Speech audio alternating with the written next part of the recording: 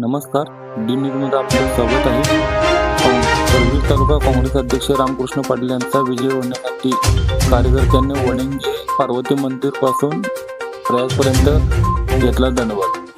नमस्कार दर्शक हो, आता आपण वडंगे जिल्हा परिषद मतदारसंघातील वरंगी पाडळी या गावात येथे पार्वती मंदिर ते प्रयागपर्यंत दंडवत घेऊन काँग्रेसचे उमेदवारांचा विजय होण्यासाठी दंडवत घेतलेला आहे. तर त्यांच्याशी आपण ज्यांनी दंडवत घेतलाय जनार्दन पाटील यांच्याशी आपण बोलूया.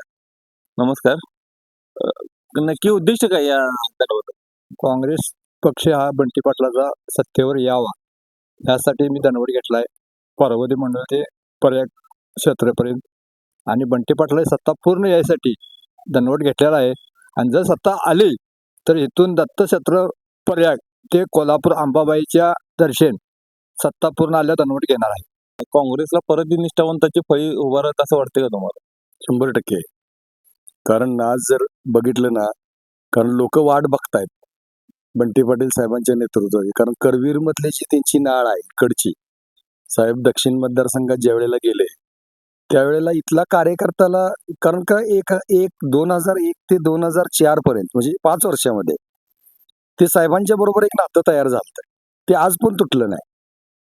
जर ती कंटिन्युटी राहिली असती तर कुठेतरी भाग बाबा एक 10-15 वर्ष आम्ही सत्ता भोगली असते तर ते गोष्ट वेगळा होता किंवा त्यांच्याबरोबर झालं काय, इलेक्शन झाली नाही, नेता आणि कार्यकर्ता म्हणजे हा भाग आणि साहेबांचा भाग त्याच्यामध्ये अंतर पडलं. आज प्रत्येकाला उत्सुकता आहे की साहेब जिल्ह्याचे नेते झालेत नाही, आमच्यामध्ये येत आहेत. त्यामुळे निष्ठावंत जोडले जात आहेत. म्हणून साहेबांना ते प्रेम जे आहे ना, ते साहेबांना प्रेम मिळायला लागलंय. आणि साहेबांचं पण प्रेम आमच्यावर आहे की आज 25 वर्षाचं नातं त्यांनी जपून ठेवले कार्यकर्त्याबरोबर. आम्ही कुठल्याही गोष्टीला गेलो, कशालाही गेलो, लई अडचण आल्या तरी सुद्धा साहेब असे कधी म्हटले नाहीत मला काय फायदा तिकडं, काय हे ज्या गोष्टी, माझा मतदारसंघ तिकडं, असं कधी बोलले नाहीत कुणालाच बोलले नाही. तू ये, तुला काय पाहिजे, काय अडचण आहे, काय अडचण नाही, त्यांनी कधी असं सांगितलं नाही की कारण प्रत्येक जण बघते ना, आज मी जर एखाद्याला मदत केली तर त्याच्याकडनं मला काय फायदा होईल असं कधी ते बघत नाही. कार्यकर्ता आहे तो जगला पाहिजे, ही त्यांची भूमिका आहे. म्हणूनही तुम्हाला उत्साहाने आज जनार्दन पाटील सारखे, आज जनार्दन पाटील आणि आम्ही नाही म्हटलं तरी 25-30 वर्ष साहेबांच्या बरोबर आहे. ज्यावेळी 2001 साली साहेब उभारले तेव्हा तुम्ही पण अशाच पद्धतीने अशी धडपड होती त्यांची, आणि ती धडपड आज पण आहे. म्हणजे तुम्ही विचार करा ते किती नातं असणार. काँग्रेसला एक नवसंजीवनी मिळत आहे, कारण की बाकीकडे जी परिस्थिती काँग्रेसची आहे त्याच्यापेक्षा चांगली परिस्थिती कोल्हापूरमधून नवीन एक तयार होत आहे. 100% तुम्ही बघितलेलंच आहे ना महानगरपालिकेला. आज महानगरपालिकेमध्ये बघितलं नाही का, टेक्निकली गोष्टीत हे झाला, पण काँग्रेस हा एक नंबरचा पक्ष आहे. हे तुम्ही बघितलं कोल्हापूरमध्ये. आता हे काय मी काय हे सांगत नाही. आणि आज जर बघितलं दुसरे बाकीचे पक्ष घ्या, मला काय एवढ्या चांगल्या क्षणी आज आमचे मोठे मित्र यांनी एवढं सगळं हे केले, त्यामुळं मला त्या गोष्टी काही बोलायच्या नाहीत.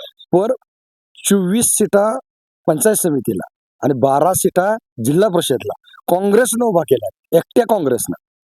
नाहीतर मग माझं शर्ट तुझी पॅन्ट अशी परिस्थिती आहे, वरचं तुला खालचं मला, युती झाल्या. हे तुमच्या लक्षात आलं का बा? पण एकट्या काँग्रेसने एवढ्या सीटा उभा केल्या. मग शेवटी आहे म्हणूनच, कार्यकर्ता आहे म्हणूनच एवढं मोठं एकसारखं पॅनेल तयार झाले ना. बंटी पाटलांना किंवा काँग्रेसला एकटं पाडण्याचा प्रयत्न या निवडणुकीत होते असं वाटतं का तुम्हाला? नाही, एकटं पाडायचा संबंधच नाही. जनता बरोबर आहे सगळी. एकटं काय पाडणार, पाडून ज्या वेळेला जनता बरोबर असते. आज तुम्ही मला सांगा, आज ही तुम्ही बघताय माझ्याकडे काय आहेत वडणगे जिल्हा परिषद मतदारसंघामध्ये?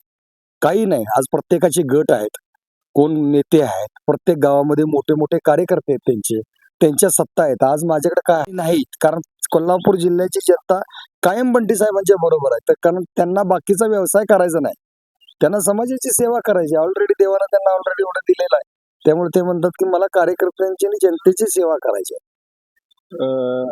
आता बघायला झालं तर यामध्ये जनार्दन पाटील तुमचे निष्ठावंत असे मानले जातात किंवा काँग्रेसचे पण निष्ठावंत मानले जातात. तर यांनी पार्वती मंदिर वडंगे ते प्रयाग हे जवळजवळ 7 किलोमीटरचा डिस्टन्स आहे, तर हे दंडवत घेऊन पूर्ण केलं. त्यांच्यासाठी काय वाटतंय तुम्हाला? नाही, मला बोलायला शब्दच नाहीत. म्हणजे आता जर काय आहे, निवडणूक उदी आहे, मी जर भावना व्यक्त करायला आलो तर ते काहीतरी वेगळं वाटेल. आज तुम्हाला माहित नाही की मी माझ्या आतमध्ये काय आहे. मी तुम्हाला दाखवायला लागलो या सगळ्या गोष्टी. तुम्ही हे प्रश्न विचारलाय पण माझ्याकडे उत्तरच नाही. मी बोलूच शकत नाही काय. कारण एवढं प्रेम मी आता तेच आमच्या घरातल्या सगळ्यांना मी बोलून पाठीमागे दाखवायला लागलो होतो. पण ते मी बोलूच शकत नाही काय अशी कंडिशन माझी झालेली आहे.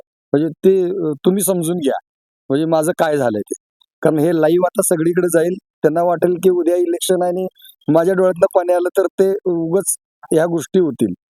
पण ते मी नाही बोलू शकत. म्हणजे जनार्दन पाटलांनी आज जे काही केलंय ना, त्या गोष्टीबद्दल मी काही बोलू शकत नाही. का नाही. फक्त आम्ही बसलो होतो आणि माझ्या काय आतमधून आलं माहित नाही. दंडवट घ्यायचं म्हणून राम पाटलांनी बोललो मी असं काय बाबा म्हणा गबस काय करू नकोस. असं मला म्हणजे म्हणतात उगाच नको काय.